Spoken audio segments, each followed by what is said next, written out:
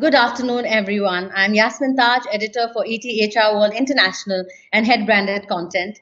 And it gives me immense pleasure to welcome you all to this very exciting virtual live roundtable discussion brought to you by ETHRWorld and Microsoft on the topic Designing Employee Experiences Where People and Businesses Thrive. The aftermath of 2020 prompted employees to reconsider their expectations from employers. They expect their jobs to bring a significant sense of purpose to their lives. According to a recent study by McKinsey, 70% of employees said that their sense of purpose is defined by their work. So, like it or not, as a company leader, you play an important part in creating the right experiences at work where employees find their purpose and live it. Organizations can empower and engage employees through the experiences they create. And employee experience is not a nice to have anymore. It is a must have, especially in today's highly competitive market. But where do you start?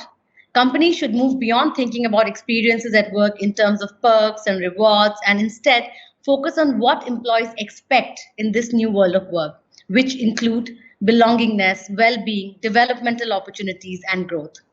In today's conversation, we would look at the key trends shaping employee experience and how we can leverage EX to impact key tenets like productivity, flexibility, collaboration, well-being, and innovation. And now, without any further ado, I would like to invite our speakers for this panel.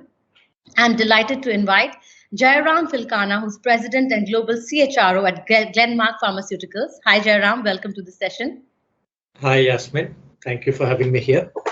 Great, thank you so much. Next up, we have Rajiv Naithani, who's EVP and Chief People Officer for Infogain. Hi, Rajiv. Thank you for joining us. Thank you, Yasmin. Good to be here. Thank you. And then we have Shalaka Verma, Director, Customer Success and Customer Engineering, Modern Work, Microsoft. Hi, Shalaka. Thank you for joining us today. Thanks, Yasmin, and thank you for having me here. Thank you. And then next up, we have Sudakshina Bhattacharya, who's CHRO for HDFC ERGO General Insurance. Hi, Sudakshina. Welcome to the session. Hi, Yasmin. Thank you. Look forward to a lovely session ahead. Absolutely, so do I. So once again, a very warm welcome to our panelists. Let's not waste further time and deep dive into the session. I will also request our audience members to keep sharing your questions and comments for the discussion today. We would take up our audience questions towards the end of the discussion. So moving forward, I have a question that I would first like to start by warming up about talking more about employee experience. And I'll ask all my speakers to kind of engage with me on this question first. So what has changed in employee experience in the past 2 years? Just a few lines on that. And Sudakshina, let me start with you on that first. Oh, thank you, Yasmin. So you couldn't have been more correct when you said that the times that we're living now, employee experience is actually an outcome of all the other things that the organization does.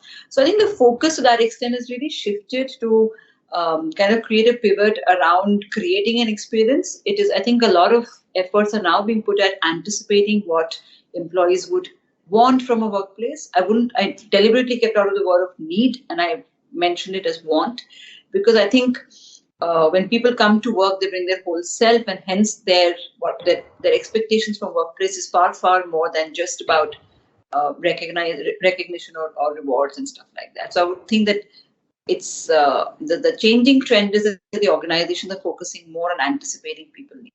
So that's where I would leave for the other panelists to comment. Thanks, Sudakshina. I think that makes a lot of sense when you said that it's no longer about what they need, but what they want. If organizations can understand that, that kind of sets the way forward for what kind of an employee experience you can create. So, Jayaram, I'd like to come to you next on this question. What has changed according to you?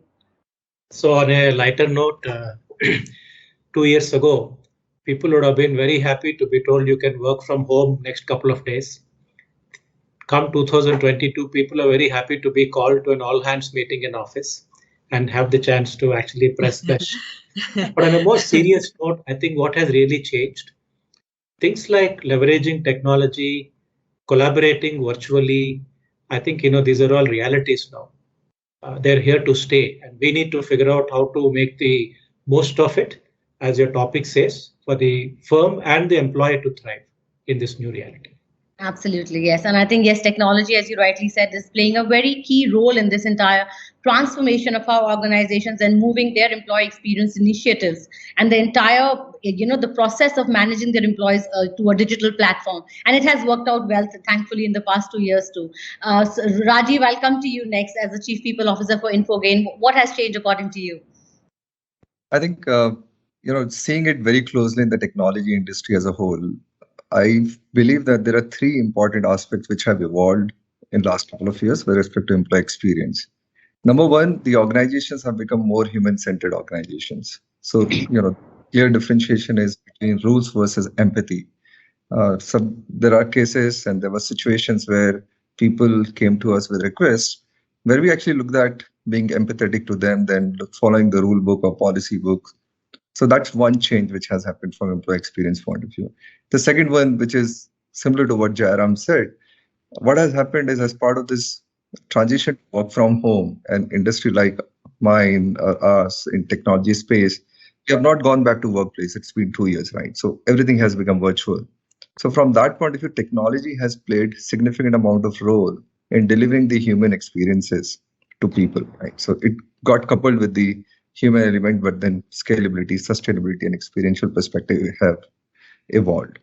Now, third important thing which I have personally observed is the scope of experience has got extended. Now we have family members who also became part of this entire process. So for example, I'll give you a small example and stop it there. When we do recognition, we encourage our managers to actually call the spouse of the employee or the parents of the employee. And because it's all virtual, everybody's operating from home, and thank them. In fact, within HR team, we actually talk to the spouse of our employees and congratulate them for the promotions which have happened. So these are the three different perspectives which have evolved from employee experience perspective, in my view. Yeah, I think what I hear from you, and I totally agree, is the whole aspect of humanization of employee experience.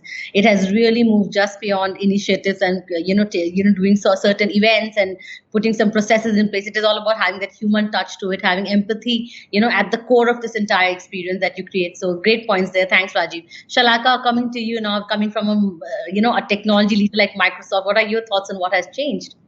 Yeah, so now I'll just probably just bring in a different perspective. I'm more like a gainer of the employee experience rather than the one who is deciding the strategy here.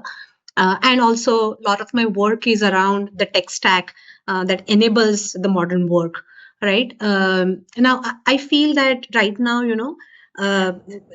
so I come here from like IBM and then in Microsoft.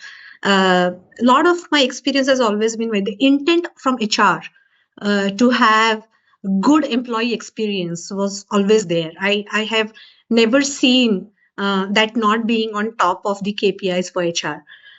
What I feel is changing now is the leadership attention and the focus. It's no more considered job of HR, but it's considered as an experience that every leader, every manager is responsible to land with their employees. And I believe it's because of the transformation that we are seeing in the business model. So there are three primary business outcomes that I see that are happening naturally, right? The first one is where the pace of the innovation is very fast. And so it's not easy for you to just hire somebody at the right fitment of the talent and start delivering it to the market. You need people who will learn, stay engaged, and take the things to a logical conclusion, which basically means that you need people who are engaged and are willing to bet with you on the next set of innovation that will happen. And for that, you really need a set of people who are very loyal, who are very inspired by your vision, your culture of the organization. So that's one fundamental change because of which I think the reason for leaders to pay attention to this is more palpable. The second thing is, even though the innovation and the pace is changing very fast, I don't think the budgets are changing that fast. So which basically means that you will have to optimize something to get the new out of it. And for optimizing, again, you need people who are engaged. Otherwise, you will suffer with absenteeism, lack of productivity, and so on and so forth. So the better employee experience that you carry for your people, they will help you get more productive as an org. And that's where you free up some of the budget to get into the customer, into the innovation. And the third one, I believe, is really the customer experience. Like for me, if I am like a customer to a bank, what differentiates one bank over the another today is the way maybe the privilege manager, the RM, those are my touch points, right? The people that I engage with. So like, for example, if I am working with an HDFC bank as a customer, uh, that whole organization gets represented to me by that one single person.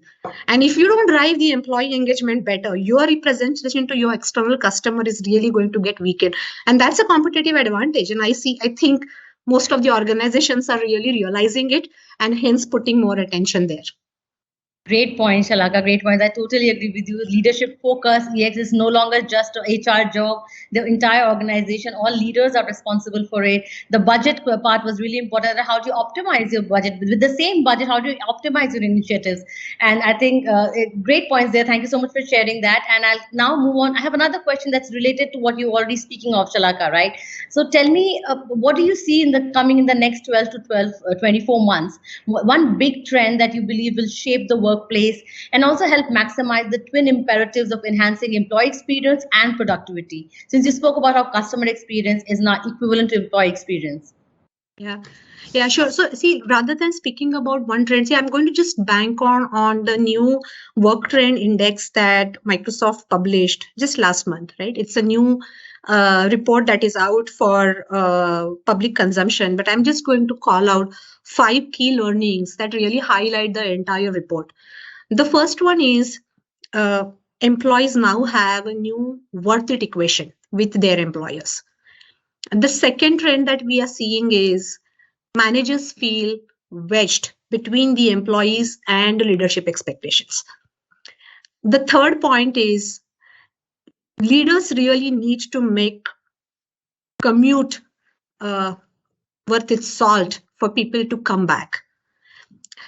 The fourth one is flexible work cannot always mean always on. And the fifth one is rebuilding the social capital looks very different in the hybrid world. Right. And I'll just take maybe a minute on each of these points to sort of elaborate a bit more. Right. Now, when I say worth it equation, what does it really mean? It's like, the priorities and the worldview for everybody has really changed in the last 2 years of pandemic. So the traditional perks, Rajiv called this out, right? Traditional perks, status benefits, they are no longer perceived as powerful enough. This in a way fuels what we are right now calling is a great reshuffle. And if you look at the top reasons cited by employees when they leave their jobs are really well-being, flexibility, and trust in leadership. And pay and promotion is actually taking a fifth spot, which was traditionally used to be like on the top of the radar when people leave the jobs, right? Net activating flexibility and prioritizing well-being is becoming a competitive advantage in the talent war that we are seeing with the great reshuffle. That's the first one, right? The second one is leaders want their employees to return to the office. The leaders have honestly gone through a lot just to manage the entire remote work in the pandemic. And they want people to return back. People don't feel the same way. Your employees are not feeling the same way or the same need.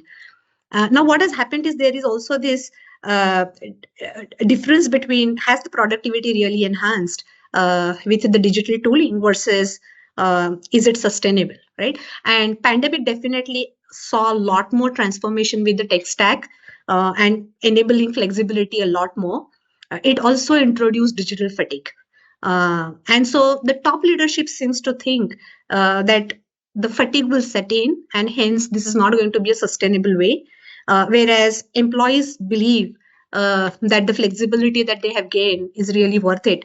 And hence they would rather continue remotely and really manage as a sort of sitting in between to realize, right? And maybe the way for us to approach this is to set the policies at the top, but maybe give some kind of empowerment to the managers to tweak it to the individual preference, still working, making the outcomes work for us. The third one is the leaders trying to make the office worth it. I think it's really about when, how, and why do you want to meet in the office face to face? What cannot happen? What are those specific things which cannot be delivered in the async and the distributed mode, which you want the teams to come together for?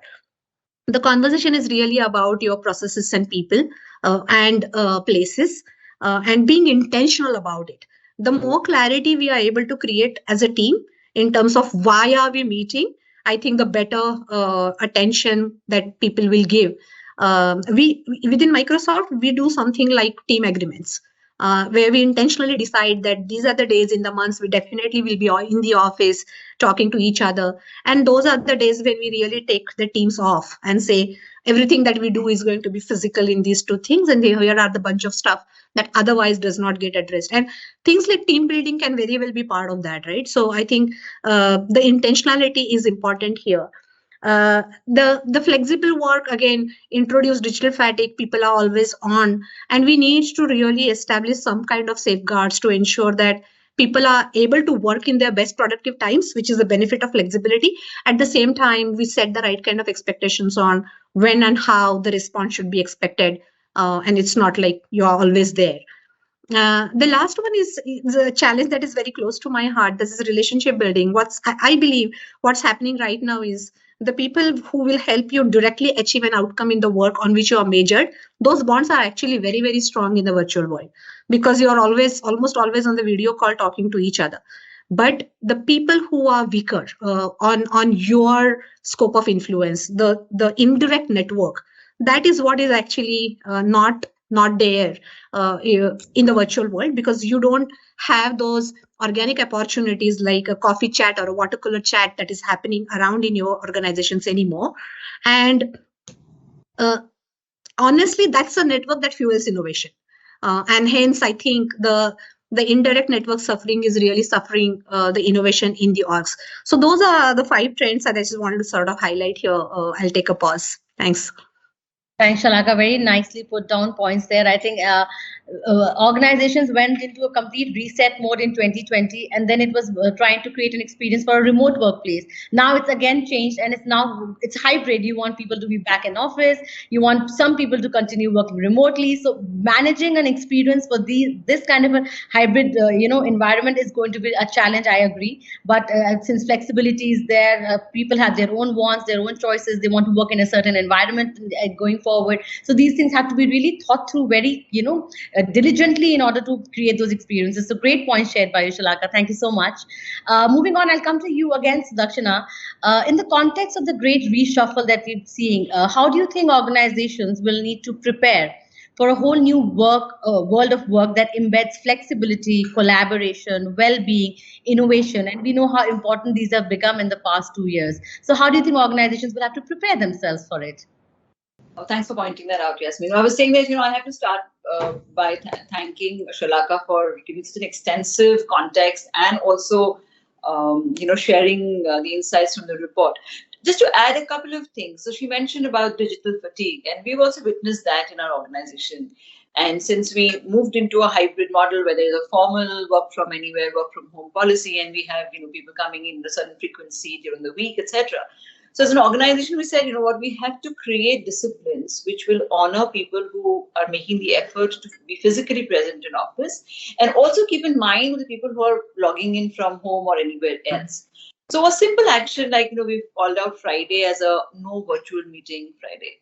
So that kind of helps people to, if you may please, bond with team members and also give the people who are working from home or working remotely some sort of a screen-free time. Because we've all experienced that in the last 2 years, that it can really cause fatigue. The other thing we thought, okay, so this is for people who are working remotely. What can we do for people who are making that effort to bring themselves to work? And Shalaka rightly pointed out, not everybody is happy to be back at work, and there's a sizable and considerable amount of people who are not. So we said, after 6:30, let there be no calls unless there is a customer exigency. And I think she spoke about productivity, and she spoke about how some of these initiatives can lead to business results, right? Or can have an impact on business results. So we said after 6:30, no official calls unless it's an exigency, either on a customer's space or if there is anything else, an emergency or whatever. So now why are these two actions? Why did you think of these two actions? Primarily because we recognize there are diverse set of people, and either or both are causing disruption in their lives, whether the people who are making an effort to come to office and be here physically present, and the people who are adjusting their daily priorities around working through screens. So this is so far has worked for us, and it also hasn't. I mean, how should I put it? Like, it definitely has a bearing on the organization's what's the right word for it? I'm struggling. That the organization recognizes that employee well-being is an important priority. It's not just a tick in the box, but to genuinely keep that in mind. Just helping people to stay away from screen, letting people to have some sort of a balance between their personal priorities and their professional priorities. So I'll take a pause here. I mean, I can keep adding, but let the others also participate. Yeah, great point, Sudakshina. I think we've seen that the whole focus on well-being, be it emotional, physical, mental, even financial well-being, has become so important in these past 2 years, and organizations are putting a special focus on that. Also, it's very, very important, what I hear from you, is to set boundaries for your employees, because working from home, working from office, hybrid, flexibility, everything has kind of blurred those lines somewhere between work and home and work and life as such. So I think setting those boundaries from your organization perspective as well, while employees can do it individually too, but I think that's very important also going forward for the entire thing to work out. Yes, I'll just take 10 more seconds to just add this. I think it's contextual, and with the permission of the other panelists, is that, so hence we recognize in the last 2 years, is what it's taught us is that employee well-being is not just physical and emotional. Yes. It is physical, emotional, mental, social, financial, and all are linked. And we saw there were glaring examples of what happens if one of these pillars are disbalanced. So I'll just leave it at that and come back and talk more about it. Sure. I'll come to you, Jayaram, next. Your thoughts on that? You've been working in the pharmaceutical industry, which was never off, I think, in this entire pandemic era. How do you think organizations need to prepare for a new world of work? We're talking flexibility, collaboration, well-being, innovation, all of it put together. Yeah, I think I'm actually going to say that I'm grateful to work in this industry where we always had to be on, because worst thing for any HR person to do is to think of, how do you cut costs and stuff like that. We didn't have to handle that. I'll take a few minutes to lay before the panel and the listeners some of our experiences, and more importantly, what do we need to be prepared for as leaders to make this a sustainable kind of experience. What we did is, about a year ago, we realized the pandemic will come to a close, and it's important to prepare the organization to move from one extreme where everything is remote to a new reality where some things can be done remotely, some things still need to be done by somebody coming into office. And who is required to come to office more often, or not at all required to come. We felt that fairness and equity demands that there are certain defensible criteria, certain algorithms to be developed and used, so that it doesn't depend on what my boss thinks or what my local HR partner thinks. So we worked with a consulting firm, and there are 5 criteria that we used to create an algorithm to map about 1,600 positions in terms of 100% work from home or 100% work from office. I'm actually looking at the criteria here. The first criteria is the need for physical infrastructure for this employee to fulfill her role. Second is the degree of collaboration with internal colleagues which is required. Third is the degree of innovation or the lack of it, repetitiveness in the work. And legal, regulatory compliance, and because this is pharma industry in our case, the compliance is a very, very important thing. Are there any legal restrictions? And last is proximity of internal customers. So using that, we came out with a set of rules, and which have been validated at different levels in the organization. And then we have developed some rosters. We used an office hoteling tool to link now, who has to be in office with availability of a seat, workspace, or a cabin. So the whole idea was, let's be prepared for the time when the pandemic is gone, and there will be difficult questions to answer, which is, I worked well last 2 years. You want me to come to office? Why do I need to come to office, right? Rather than start exploring the answers then. We wanted to be ready, right? Now, looking forward, it's a tricky one actually. So let me bring a few concepts here, and I'll stay very high level. So we all love fairness and equity. So let's say using this algorithm, we say Sudakshina can work 80% from home. And let's say Rajiv, we say, no, sorry, Rajiv, you're in a role where you need to be in office every single day. Now, what does fairness and equity demand us to, do when it comes to their salary? Clearly, one person is going to be a little more happy, spend lot less time commuting, and the other person has to go back to the old ways of working. How do you compensate, or how do you even want to do something, to dock, right? That's one interesting challenge ahead of us. Started paying attention to it, and trust me, the answers are not easy. But the good thing is now these questions are on the table. The second one is, so we all got used to this virtual hello, hi, virtual onboarding, virtual exits. I've actually experienced somebody being onboarded virtually and somebody being exited also virtually, right? The farewell calls and farewell whatever, right? But thankfully now a lot of it is behind us. I think it's very important for us to pay attention to the continued onboarding of people who came on board in the last couple of years, didn't have the benefit of regular onboarding, didn't have the benefit of regular mentoring or buddyship, which they would have otherwise got, and not forget about them, make them the lost generation, but make sure that we pay attention to it. And last but not the least, I can go on, but just in the interest of time, in some ways, this hybrid is here to stay. And what it takes to connect, what it takes to lead, the skill that is required to still be able to delegate and or provide coaching, either remedial or coaching to get somebody's performance up or develop new skills. We all as leaders need to figure out how to operate equally effectively in this hybrid context.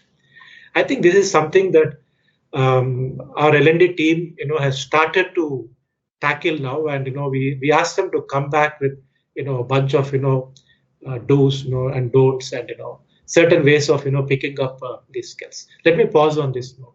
Sure, great, thanks, Jayaram. Raji, I would like to hear you now, working for a huge tech company. How has it been reimagining the entire workplace for you with flexibility, collaboration, well-being, innovation, everything? I think when it comes to the context of remote working, we kind of learned the art and it did work for us. But as we look at the future working model, which is going to be hybrid, it would not be similar to what we have transitioned so far. Especially, in our industry, which is fast growing at this moment. And today, the biggest situation which has transformed for us is we have become an employee market. So, there's a big gap between demand and supply from that point of view. Now, because of these two realities, one is the hybrid context to unfold, and second is it's an employer market. I think the organization will need to have a complete shift to deal with the workplace. And if I were to talk about some of the pointers, I do not have the framework like Jayaram did share. Those are very good points. But I think the number one in my context would be the radical flexibility. It means the flexibility of where, how, and when people would like to work from. At the same time, they need flexibility and empowerment of managing their work and life. Something which Sudakshina was talking about in terms of, can we actually create space for people similar to what she talked about. We have also mandated that evening, unless it's a client-specific calls, one should not be actually taking calls after 6:30. And Friday evening should not be any call. Usually clients are also not very excited about Friday evening calls in any way. So, that's one element which is about flexibility. The second element is similar to the initial question which we had from an employee experience perspective. It's about being a human organization. The challenge today is in our industry, in last 2 years, imagine the growth and exits. If we account all of it together, more than 50% of the population in any technology company would be new. Basis the size, right? So I'm talking about a mid-size organization. For bigger, it would not be the ratio. Now, the issue with that is the sense of association is very low due to this entire remote onboarding and working. people actually just change the job by changing the laptop. So they practically do not have any association with the company. And that's a big issue, right, to deal with. The third is the ability to leverage technology and processes to create a collaborative environment and enabling environment for a diversified and distributed workforce. Because when we get into hybrid working environment, we'll have teams working from all the locations. If I give you a hard data point of Infogain, while we have 5 different cities as base locations in India, today our employees are working from 300 different cities. We collected the data from while actually providing them help from a vaccination perspective. We asked them, where are you based out? And we figured out there are 300 different cities. And our city means that within NCR, for example, Faridabad would be one city, Noida would be another, Delhi would be another. So, but imagine 300 cities across India, people are operating from. So how would you actually bring them together, even in a virtual environment, to be collaborative? And especially the bigger challenge would be when some of the people would be working from office and others would be working from these different locations, and then you have a global team also, right, which is spread across different geographies. So the ability to manage all of that would be the third important element. And fourth, all of you have talked about from a well-being perspective, and you rightly capture the scope of that being physical, mental, emotional, psychological, even intellectual, and what initiatives and benefits companies will take holistically to provide experience to employees would be the important element. The last in the list could be today, I think, and I believe that every organization should look at their employee value proposition differently again. There's a need for creating a differentiated employee value proposition because the situation is changing, the working model is changing, the context of market is changing, especially in our market. We are already looking at how do we redefine the employee value proposition overall. So these are some of the things which will definitely help organization become more flexible, productive, collaborative, and also take care of the employees' well-being. So back to you, Yasmin. Thank you. Again, I think it's going to be a lot about hyper-personalization also. How do you create employee experiences based on the variety of people that you said? They're just distributed. They're everywhere, 300 cities. There must be companies who have more numbers of different people but from different locations. So I think culture will play a very important role here. How do you create a unified culture in terms of creating your employee experience? Once you have that in place, and as you said, people are changing jobs with laptops. They don't even need to move out of their homes. So how do you bring that? I think that's a very important role that leaders will also need to play. So my next question, and since Jayaram, you spoke so beautifully about fairness and equity, and that really got me thinking, how will organizations figure that out? Leaders have a huge role to play in this. So Jayaram, just quickly, I'd like to hear from you on what role should leaders play as we transition into this new workplace operating models that we're talking about today? Sure, Yasmin. And again, on a slightly lighter note, when we say culture, and this is a real life instance that I'm going to share. Some of the younger women employees came back to us and said, we would rather prefer to work from office and not from home, because when we are at home, our mother-in-law or somebody else thinks that, ghar mein hai, you know where I'm going, right? And this is real life instance, because, your people think that, when you're in office, you're working 10 hours a day. Fact is, that's not how it works, right? You do have some breaks in between. Now, taking a break in between is seen as an invitation to be asked to do something at home. So it's something which brings a smile to us. I can see that, but it's also a reality in a large part of the country and in some other cultures too. Now, on a more serious note, I thought of maybe a couple of different categories. One is so we all have responsibility to manage budgets. We all like to look good in terms of being able to do more with less and stuff like that. And in the last couple of years, a lot of us are used to spending lower amounts of money because there is no need for travel, no need for offsites, no need for in-person learning. So my first pointer is we need to be a little less greedy, be willing to spend more money to actually have learning, happen through in-person when it could also be done digitally. And that is just one pointer. And I say this because there is a need for leaders to look good to their bosses in terms of managing resources. But then we are human at the end of the day. Learning is also not just everything cannot be done digitally. Everything cannot be done, through a virtual offsite. So be less greedy is the first one I'll call out.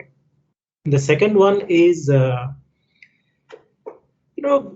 it's an art, and I'm still learning from some of the relatively younger colleagues of mine as to how we should not look at an interaction like this only in a formal work-oriented kind of a way.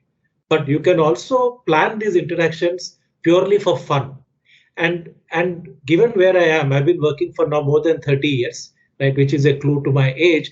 For me, technology is for work, not for fun, right? It almost feels guilty for me to use technology for a fun kind of a thing. So I think that's also an important thing leaders can do when they walk the talk and when they enthusiastically participate in a Friday afternoon bingo or whatever else. And I think some of the younger folks will also follow that lead and not feel guilty about having some virtual for fun kind of interactions. I think that's one way to make this hybrid more sustainable. And the last point, and I did allude to this before, I think it's very, very important for us to know where to draw the line between being always on and leveraging technology. And we all look up to our senior management, whoever they are, and we follow their behaviors and actions. They may be saying from the rooftop, you don't need to be on, but if they're themselves on, let's say each of us on the panel, if we are always on, some ways we'll be putting pressure on our team members to be always on. So I think walking the talk when it comes to adhering to simple things like don't set up a meeting between 12:30 and 1:30 in the afternoon, between, let's say, not after 7 p.m., not on Saturdays, Sundays.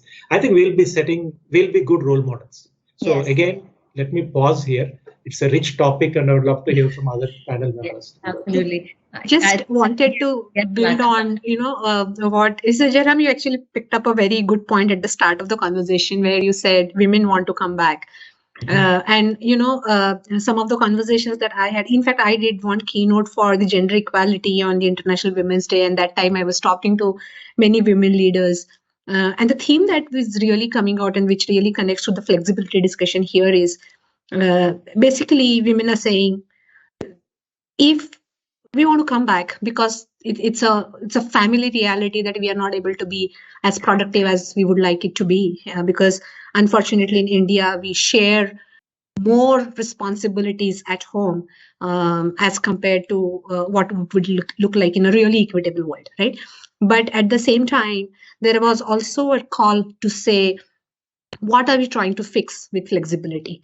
And the underlying point here was, are you really fixing the ideal worker image for the organization?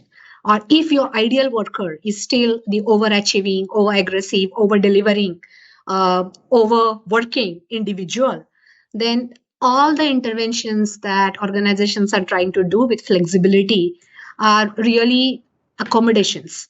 And it almost feels like you will end up building a logical reason for not putting women on a fast career path by saying, here are a bunch of accommodations that you leveraged for your personal well-being, right?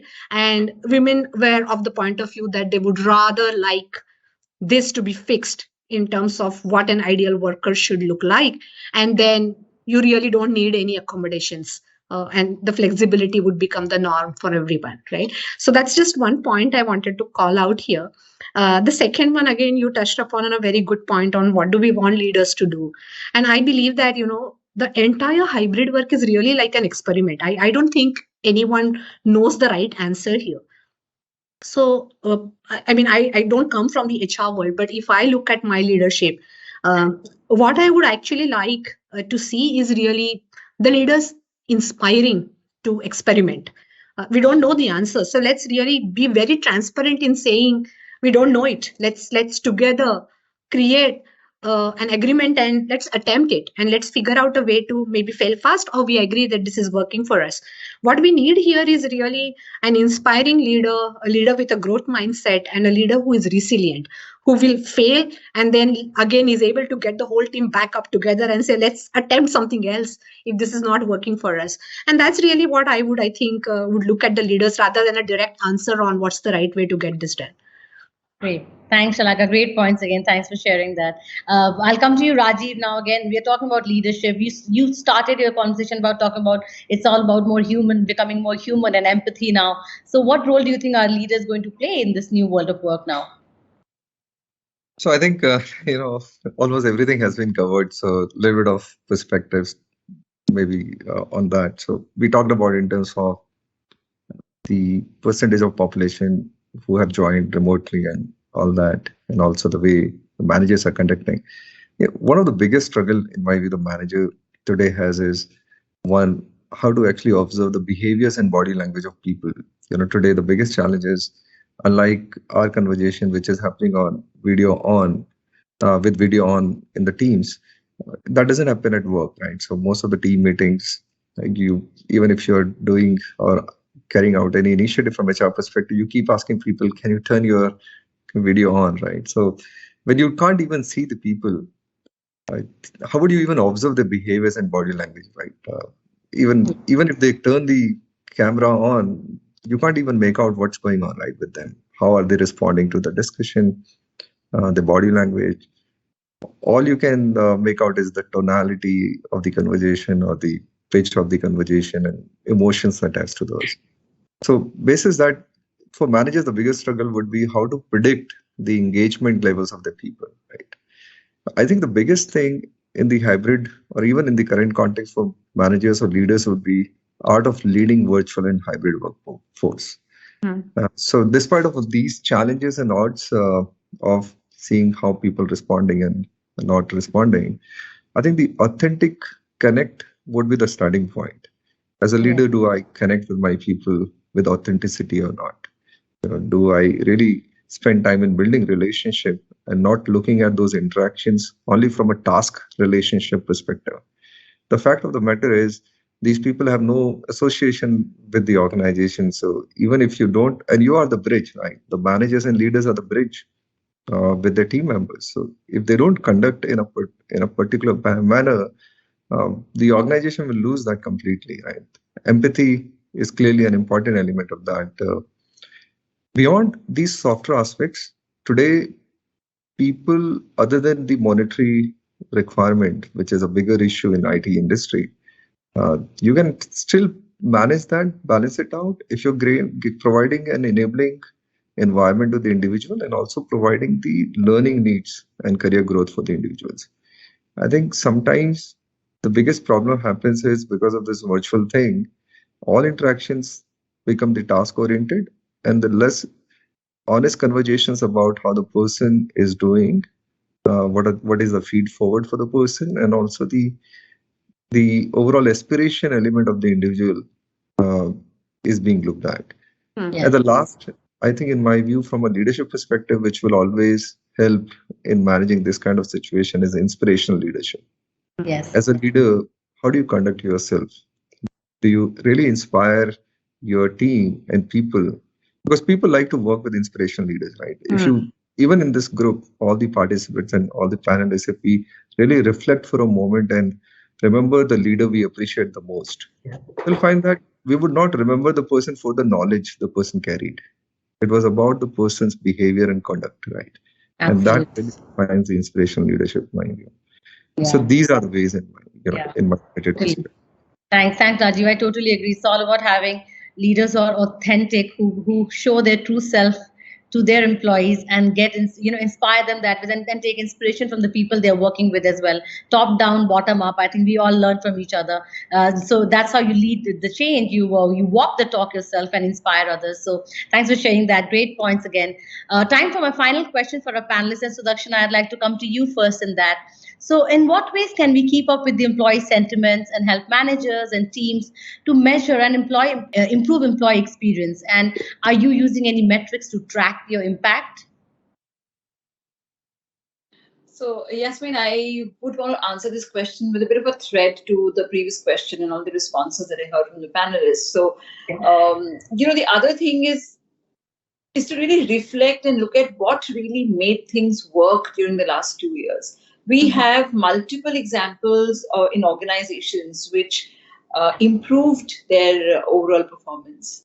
We have multiple examples where organizations busted their own benchmarks when it came to retention, when it came to revenue, or various other matrices that the organizations look at. What I'm trying to say is that there definitely have been multiple enablers during this whole, whether it's hybrid or where people working from home, the entire stressful situation that the organization went through in the last 2 years. I think it's important as leaders to really understand what made people tick. It is just, and I completely agree with Rajiv that it's just not the monetary part. No. It was way beyond just the monetary part. It was way beyond just the need for securing the job. I think it brought about some inherent human qualities about coping with adversities, about demonstrating loyalty. It was a beautiful shift to see the employer-employee equation changing. It was there was nobody policing. There was no biometric system to record attendance. Of course, the organization had the digital ways to record attendance, measure productivity, and all of that. But all I'm going to say is that a large amount of people adapted themselves to a new way of working. Yes. All said and done, we may still say, this corner didn't succeed, that portion, that slice was not productive. But the truth and the reality is that these 2 years, organizations, and large number of organizations can talk about successes of various kinds. And for once, the organizations also moved from just looking at revenue and profitability and top line and numbers to actually what is happening to our people. Yes. Whether it's vaccination that Rajiv was talking about, whether it's hand-holding employees and their families during the second wave of COVID in India, whether it was providing all that was required for employees to really work towards their well-being. And isn't that a fabulous data point that we have as leaders? Yes. So it's not about finding a solution always. I think it's also sometimes just reflecting and asking the right questions. And I think the employee sentiments that kind of came about during that time, because I'm sure it is true for all of you as well, as much as it is true for me, that we as employees also went through our own share of adversities, whether it was loss of a dear and near one, or what we saw happening in our immediate, neighborhood, or in our friend circle or a circle of acquaintance, and we all did cope. And we were still as engaged and as productive at work as well. I, of course, I also had I also changed jobs, and what Rajiv said that, we just exited from one laptop and logged into another laptop. So that was pretty much a story of my professional life at that point of time. I quit my previous job and I joined this organization. I hadn't met anybody. So, what I wanted to say was that, sentiments of people, typically, whether they, as I say that, we bring our whole selves to work. So I think it's important for organizations to finally recognize that. It is not just about siloed, innovation or leadership skills or team building or, and all of that. It is way deeper. And I think that's what the organizations have kind of realized about their people during the pandemic. And to answer the last part of your question very, very briefly is that, yes, we do have matrices, to measure employee engagement. Just to give you an example, we have something called a moodometer for day one. So day one delight, and especially now it becomes even more because there are a large number of people who are being virtually onboarded, and it's difficult to kind of really understand, what's going on and how do we stitch the last mile and all of that, especially an organized retail heavy 500 locations. So you can imagine the scale and all of that. So we do we measure the moodometer for day one, and then we track it down for the next 4 weeks to see if the moodometer is going up or coming down, same population. So I'm just giving you one brief example, but it works because then we have a follow through. It's just not only an activity measurement, but we want to see that how does the thread continue. So I leave with this as, these topics are so interesting and so engaging that one can just keep talking on it. So open to the rest of the panelists. Thank you, Sudakshina. That was so beautifully put. I so agree with you that the whole equation between employee and employer changed in the past 2 years. And it's much deeper than just these initiatives and just putting processes in place and trying to bring things together. It's so much deeper. And I think when you spoke about how you did not have to police them, they were productive on their own, they were loyal on their own. Similarly, employers also understood that part. So it was a two-way street, and they were all walking towards each other and bringing a common, working for a common purpose and goal. And that was very beautifully put through. So thanks, Sudakshina. Jayaram, anything you'd like to add to this part of how do we create that experience in this new world? Yeah, sure. So I'll just go straight to the question you asked. And I alluded to an algorithm which we worked out earlier. So when we rolled out the hybrid work from home policy, before rolling it out, we did a net promoter survey. Mm-hmm. And the way it works, I think you're all familiar with, the way it works. Essentially, you take out the score of, people who rated below a particular level. In our case, 0 to 10, anybody who rated 6 or below, we actually reduced it. And we established a score. Then we repeated that a month and a half into the pilot. And then we did it once again. So I'm happy to say that both dimensions of productivity as also connectedness. The graph was an upward graph and a nice graph. And we now would like to repeat it after the pandemic is fully over. And it will be interesting to see whether people would still like to work as part of this hybrid, or would they, as I mentioned anecdotally, certain people, felt that office is a better place to work rather than from. That is one metric. The other one, interestingly, we call it the same Sudakshina Moodometer, but I guess we use it in a different way. Moodometer is a very simple, like how you sometimes see in these, hotel restrooms and airports, 5, emojis. I think quickly it's like, it's like a pulse check kind of a thing. And we've actually done that both with the shop floor workforce in plants with a handheld, as also run, has included it as part of the regular intranet for the white collar employees. And we actually found that the mood in the office can be picked up through the moodometer. It's interesting because I guess, if I'm feeling very gung-ho, probably you'll all get the same thing. And if I'm down, I'll transmit it. So I think these are two things from a metrics point of view I felt like sharing. But frankly, we figured out the best way to, figure out and, from a measurement point of view is nothing to beat an in-person coffee or a small team, all hands team lunch. And so we made one interesting change in this hybrid policy. Initially, it was like 10 people are there in a team. Let 3 people come on Monday, Tuesday, and another 3 people will come on another couple of days. Then we figured out it's very important for the whole team to come together at least, once a week.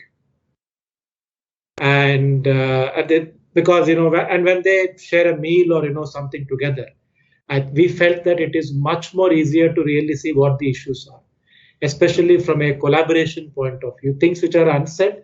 So leading to certain negative outcomes or outcomes not being met. Nobody is talking about it. But when you get everybody into that social engagement. So the reason I'm saying that is, I think Net Promoter Survey, Moodometer, these are all very useful. I guess we'll continue to do. But probably the best way to feel is to really meet somebody in person. Yes. I think that's my learning, which I wanted to share. Sure. Great. Thank you so much. That was such a great, so engaging. I think as Sudakshina also pointed, this topic is so close to our hearts. We can actually go on and on talking about this, but great points here. At the end of it, I think we've realized in the past 2 years that employee experience it's not just an initiative that you have to put in place. It's a way of being as an employer. It's a way of being as a leader. You have to lead from the front. It's no longer just an HR job.